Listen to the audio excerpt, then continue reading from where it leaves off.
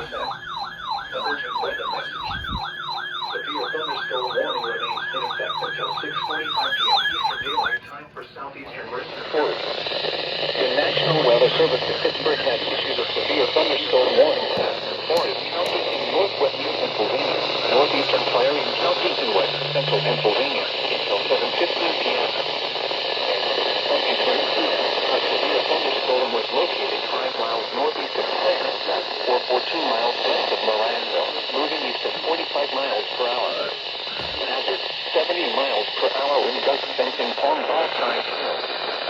Source, law enforcement reported. Wind damage across Venango County. Impact, people and animals will be injured. Substantial damage to roofs, siding, windows, and vehicles. Expect considerable tree damage. Wind damage is also likely to mobile homes, roofs, and outbuildings.